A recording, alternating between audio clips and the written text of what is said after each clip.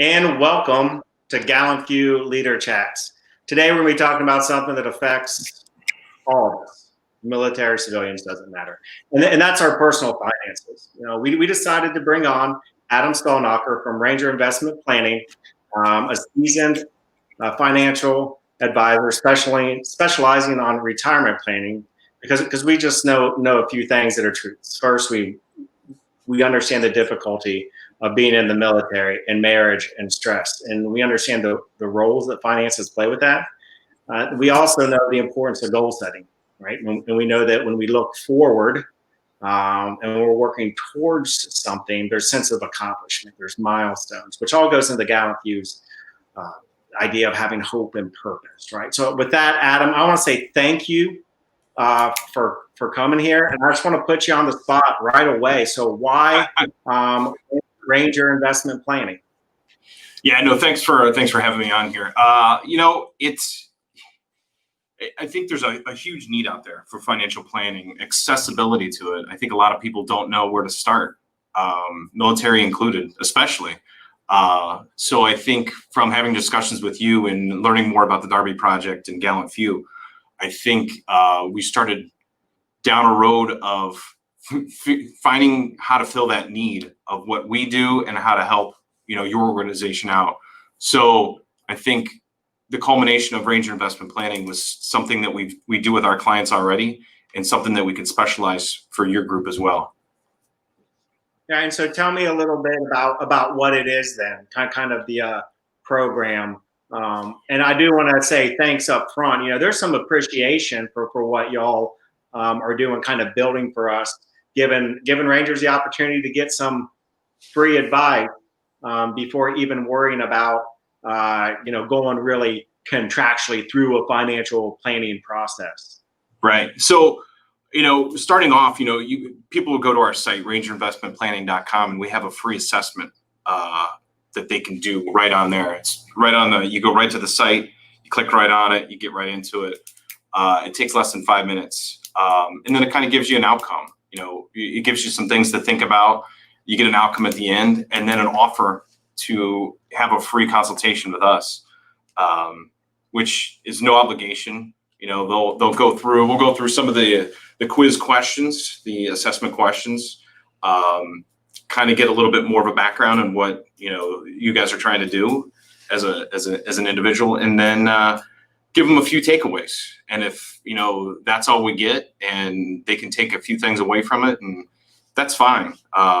But if they do want to work with us, there's obviously the program that this whole thing is about, and it's financial planning, and it's it gives them the ability to, in an affordable way, get accessibility to a financial planner and a real life plan that it's just not good for like one day, and then it's a live plan, and it continues to change throughout your life. Go ahead. One thing I found really great though about rangerinvestmentplanning.com, where I took that assessment, I think it's like 8 to 10 questions. I was pretty good on the first couple ones, and then when it was asking me about what we would call in the military and the planning process, the end state, I started to get a lot more uncomfortable with my knowledge of where I was at. I think in the military, we have somewhat guaranteed promotions. Like there's a schedule for it. Like if you're supposed to get promoted by doing a good job, like you kind of will, right? And which means when those income bump ups are going to be, regardless of inflation, right? You know that there's not it's not going to be like a Griswold's Christmas, right? And you won't be able to buy the pool, but you'll know that there's going to be a bump there. So could you kind of talk me through why you need to start almost at the end versus hey, I'm doing good enough right now. Right. Yeah. If you start at the end, say, okay, so Tony, look at your situation. Say, you know what? When I really want retire after just no more work, you say, okay, I want to spend $100,000 in today's dollars at the end. What does that actually mean?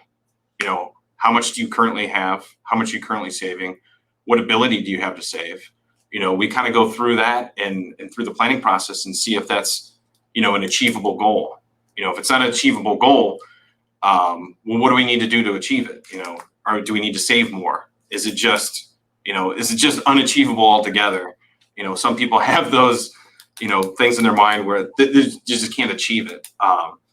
But so we put a plan together and see, if it's saving more, do you have the ability to do it? Do you have the ability to do it now or down the road?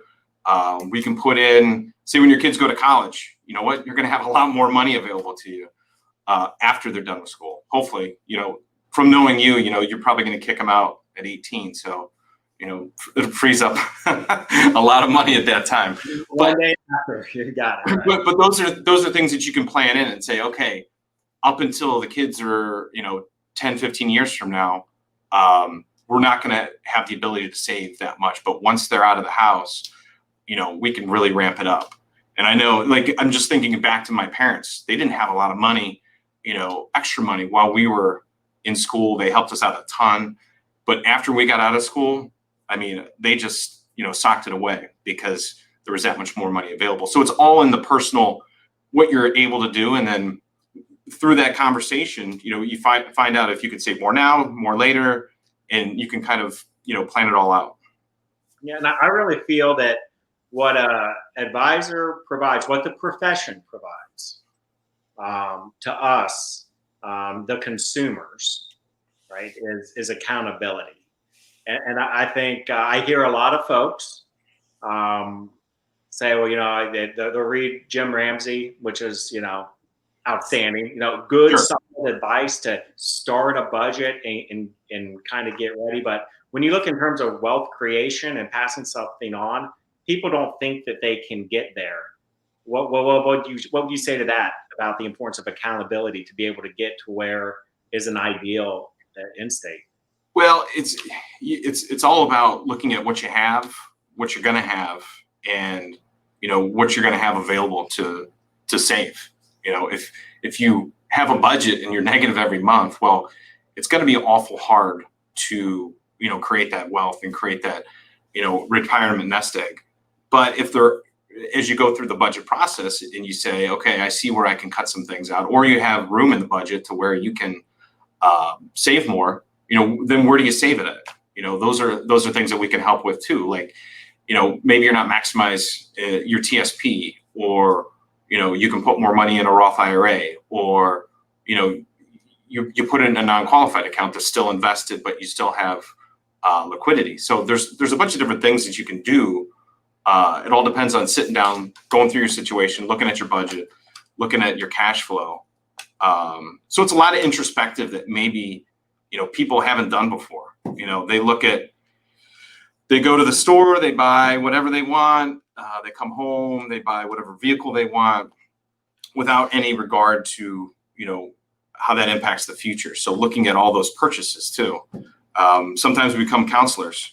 People call us, they go, they're in their 50s, they want to retire. Hey, I want to buy this vacation house in Florida. I'm like, it's probably not the best idea. Why don't you rent? Are you going to be there all year? Why don't you rent for a month or two?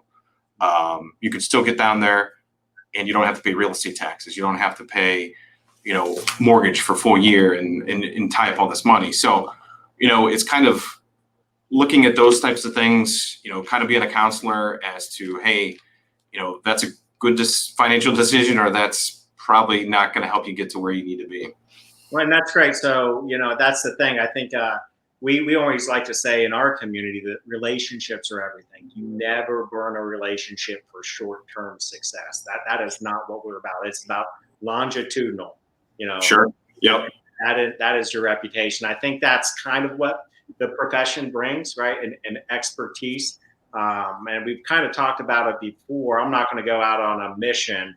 I do not want to go out on a mission without somebody who's trained with expertise in the field. So if now I'm looking at moving my money around, the idea that financial advisors have skin in the game, i.e. your family doesn't eat if you don't do well, right? I think there's a lot of kind of synergy in that. You talked about individuals. What would you say if somebody wanted to bring their spouse into a conversation or a consultation. Is that something that you recommend?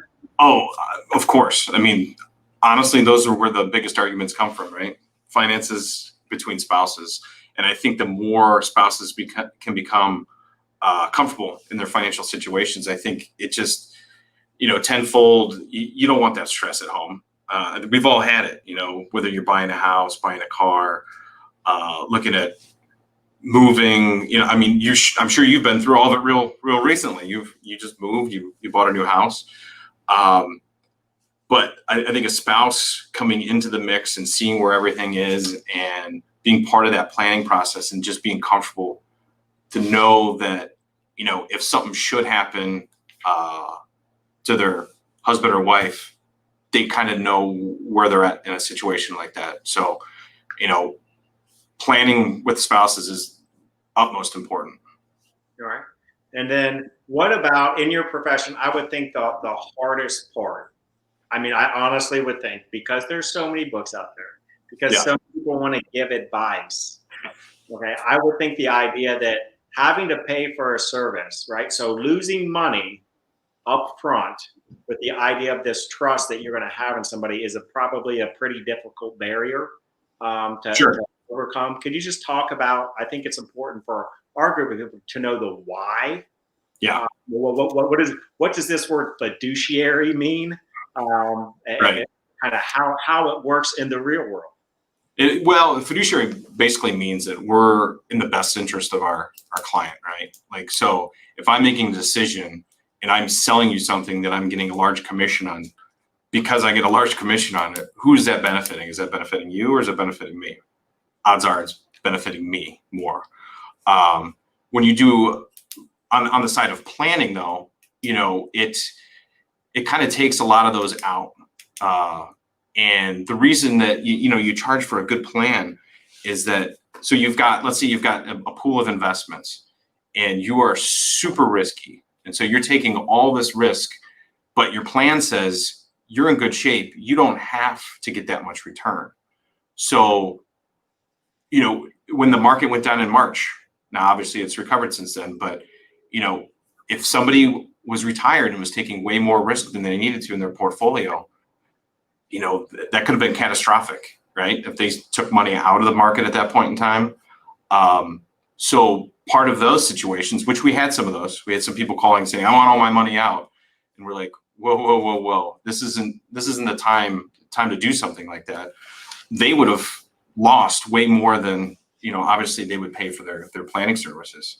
So in those situations, we once again, going back to being a counselor or a coach, those are why, you charge in those situations and where the money, where you kind of make your money.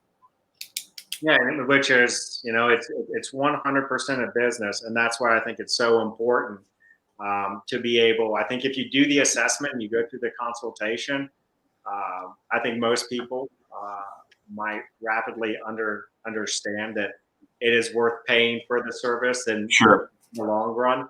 I'm not trying to shove this down anyone's throat, but we've got a little outline here. We prep. We're rangers and ranger investment planning. Right. And I always like to say, show me a wealthy person who's not a financial advisor, who doesn't have a person or a team of people behind them. Can you think, or could you give me a of people that you're in the Cleveland area, right? Yep. Who go in it alone, who stay in it alone with their finances, who created some type of wealth or that have what they need and keep their money underneath in a bank and underneath a mattress. Yeah, it's tough. There are some people that do go on their own. They're smart people. They save a lot. I don't think they actually know what they're saving for or what they're saving to. But you know what? As long as they keep socking money away, I'm sure they'll be fine, and they'll just, change what they have to spend at retirement based on how much money they have. I think that's kind of the wrong way to think about it. I think you want to, as we talked about, kind of reverse engineering it, right? We figure out what we want to spend, then we figure out how much we have to save, instead of just saving a bunch and thinking, I'll be okay, and then changing what you spend at the end. I think we all want to spend what we want to spend at the end to be comfortable and do, whatever we want to do at retirement, not have, our balances dictate what we do. I don't want to stay at home. I don't want to be like I am now, where I don't go anywhere, no vacations or anything like that. I want to be able to go on vacation. We want to be able to travel and, whatever people want to do, you put the plan together, you figure out how much you need to spend for it, you budget it, and then reverse engineer it. And so talk to me about, I've got the end state, I've got the plan, okay, but maybe I already have that. What type of contact should you expect in the industry with a financial advisor? I would think a weekly call might be a little bit much, but it's like in the normal realm for somebody who's putting their money. Yeah. Financial advisor, what's normal? What's average? What's needed? So we've got people all over the board. We've got extremely wealthy people that we call them and they go, "What do you want?" And we're like, "Well, we just want to touch base and see how you're doing." And there's other people that need more hand-holding, maybe more like a quarterly call or, maybe a quick video call and go over, account balances and stuff like that. So it's kind of based on what somebody's comfortable with. And it's all based on, maybe, we work together and you say, I only need something once a year. I don't need anything more than that. I'm pretty good. If I've got a question, I'll send you an email. We've got people like that. And then we've got people that we've got in our calendar that every quarter, we give them a call and, we send out quarterly newsletters that kind of explain what's going on in the market, what happened in the last quarter, what kind of changes we made in our investments and why, and what we see going forward. So, some of those types of things have really helped in the contact sense. People feel comfortable that you're watching things, they know what you're doing, what you're thinking, and, it kind of, kills some of those calls. Now in March, we called everybody. So everybody got a phone call.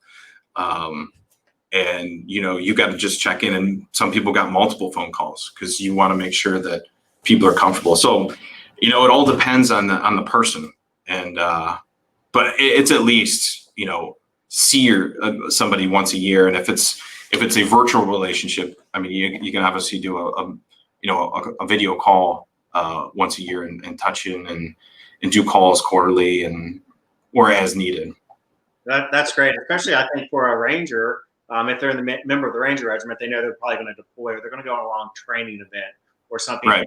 that will affect their finances. They might go to Ranger School and for the first time in their life come back with a 3, 4, depending on if they recycle, a large chunk of their salary. Sure. Like now's the opportunity to get ahead or come back from a deployment with a tax deferment or a re-enlistment. Like now's the time to kind of talk. But you had mentioned the contact points. I think y'all started a newsletter as well that's kind of specific to be able to help out folks. I think they can get that on rangerinvestmentplanning.com as well. Yeah, you can sign up for that on there. And we're starting another thing that'll come out soon is we're putting together, we've got a service that puts together different finance and lifestyle articles, from all different walks of life, whether it's Wall Street Journal, different magazines. And we'll send that out too to people that are interested. I think it's some neat stuff that maybe they don't have access to, or if somebody's just trying to read up on some things and learn, it kind of gives them a good baseline on teaching them some things that to think about what's going on in the world. Well, and I appreciate that because as we kind of looked at how your company was going to put this together, and what we might need is gaining and maintaining trust through communication is definitely an expectation within our community. And you've kind of gone a step further too, which we appreciate. Is kind of ingraining yourself, joining Patriot Challenge with GallantFew, which is going to help all veterans transition, and then riding for Rangers coming up this October. We thank you for being involved. Yeah, definitely. No, those are great events to be a part of that, without, meeting you, we wouldn't, be a part of it. So, I think it's great. And thanks for, reaching out with those things too. Well, it's definitely a niche, but with us with Rangers, and I might know us halfway decent, but what's coming down the pipe though for all veterans? What's are we going to? Yeah, we've got VIP, Veteran Investment Planning. We've started the planning process on that, and we've got logos built. We've got website framework kind of starting, and we're going to be in discussions a little bit more on how to roll that one out in 2021. But that will take the broad range of all service branches of the military. Well, that's outstanding because it's like I said, it's something that's needed. I think every major organization kind of has a veterans type service branch. I mean, it's a target audience. Yeah. But the ability to get down to folks while they still have the opportunity by just when they retire, Yep. I think is going to be a game changer that y'all are. Oh, definitely. I mean, there's so much, you guys are so young when you guys retire, right? So you've got this whole nother life of, what you're coming out of the military with. Now let's plan going forward. How are we going to now bridge the gap to the next point? Because you've got these pieces that you're already in good shape. Now, how do we, get you to the finish line and get you to where you need to be? Okay. And so I wanted to talk specifically about you, Adam. Then, so what brings you into Ranger investment planning, right? Not a veteran, right? No. But wanting to kind of help out. Obviously, you've provided fees at reduced rates, which is appreciated. That's part of the business model. But Yep. But why are you taking the time? Why is your company investing in this audience? Well, it's an opportunity to give back, right? I think some of the hardest working people out there are the military, and sometimes they're not granted some of the things that maybe we have, whether it comes to access to planning or knowing these types of things, and it's important that we can kind of what we do best, we're able to give back in that way. Because we were not in the military, but I think it's important that we have the ability to help people that have helped our country and made major sacrifices. Okay, and so we're kind of nearing the end of our half hour here, and before we go into kind of closing, I was wondering, is there any topics that you kind of wanted to, or nuggets that you wanted to give out to the audience? I'm trying to think of what we didn't cover. I think just the importance of planning in general. A lot of people have a lot of ways to do things, or a lot of stuff. So you've got your TSP, right? You've got, your pensions, you've got, other monies, what does all that mean? And I think what planning does is it takes all that together, puts it all together. And then if your spouse is working too, takes all that stuff together and kind of lets you see a full financial picture. And I think when you see that, it's kind of like, almost like oh, wow, okay, we're in much better shape. I'll use my wife for an example, and she's going to kill me because I'm going to use her as an example. But she's always asking if we're saving enough for retirement. And so I ran a financial plan, and I said, do you believe me now?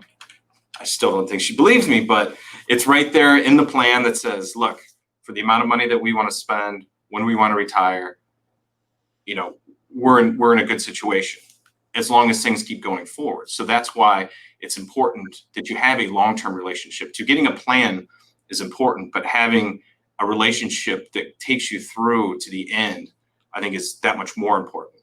Because a plan sometimes is as good as a car. You buy a new car, right? You drive it off the lot. It's not worth as much as it was, a mile ago. So, looking at a plan, it's as good as that day, because anything can change. We've had to deal with unexpected deaths with clients. We've had to deal with, loss of jobs, changing of jobs. You've got good stuff and bad stuff. Your plan changes along the way too. So that's why it's important to, have a plan that's ongoing all the time, because you never know what's going to change.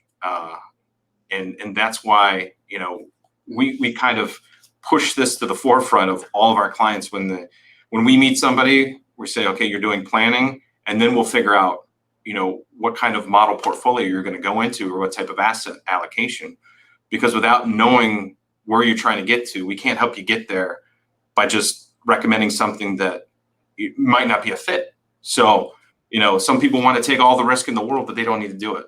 Or some people maybe need to take a little bit more risk than what they're willing to do. So I think, if we learn anything from this, it's, how important planning is. And you asked me two important questions that I am still a retiring service member, right? That I am still trying to answer. And that is, when do you want to stop working, and how much money in today's real dollars, Yep. In today's money, so not accounting for inflation, do you need at that time for the rest of your life? And so we've been going at it probably now for 6 weeks, and I still don't really have that number. I mean, it is a very difficult, if people get into this process thinking they know everything, I would say they're probably going to learn the most, because they're going to relearn some things that they might thought they knew, versus somebody who goes in. And a personal experience of mine, one of the reasons that we needed to work on this, I'll just go back to it, Adam, and is accountability. Yeah. So if you have the opportunity to have someone else who's vested in your success, and the opportunity to bring your spouse in on it to explain why we're not getting that bigger house, or explain what that bigger house right now will mean in the long term, because you've already talked about what the end state was. Yep. And you can know if you're going to get there or not. And the plan that I had, based on original numbers from reading all the books in the world, right, talking with friends, right, has a 0% chance of success. Doesn't mean it can't happen. Right. But I don't play the lottery, so I'm not going to do anything to increase my magical miracle success. But I have a 0% success because I haven't needed help, and I've listened to people that I've trusted, and no one else with skin in the game. Right. Now, I'm not in a horrible situation. No. Mm-mm. But I could not, in my right mind, advise anyone else, which goes back to, show me successful people that don't have financial planners, and I will show you more on one side of the fence than the other. Right. So let's wrap this up. So what do we got to do? So what are the three things that someone can do right now to take action? Yep. Right, kind of get ahead. Go to rangerinvestmentplanning.com. Take that assessment. Take that assessment, and then after that assessment's over, immediately click on that link. There's links there to my calendar. Click on the link to the calendar. Let's have a discussion.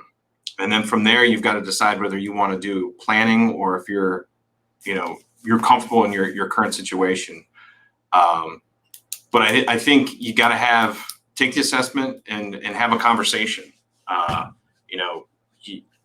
It's going to be an eye-opening experience, and hopefully it's one that brings hope and it isn't despair, because it's never too late to plan. You just might have to change some of the end games of your plan. So it's all about planning and what you want, and figuring out if it's feasible, and then we can help out from there. Planning to succeed. It's what we've been doing for a long time. Success on the battlefield happens way before we ever get there, for sure. So I just want to say thank you for coming on today. For those of you who caught a portion of this, who want to see the updates, this will get uploaded on GallantFew's YouTube page. Once again, Adam can be accessed through rangerinvestmentplanning.com, where you can take the initial assessment, sign up for a newsletter. Go ahead and take advantage of all his free stuff, and I think you're going to start learning a little bit about the financial world, maybe a little bit about yourself. So when you're ready to make a positive move, you'll have a more informed decision, which is all all we're really trying to do. So once again, Adam, thank you. Thank you. Appreciate it. And we're looking forward to working with you and the rest of the Rangers going forward. All right, Adam. Thank you. For everyone else out there, we'll be back next week, 3 o'clock Eastern on Wednesday with another round of Leader Chats. Until then, be brave, be bold, be gallant.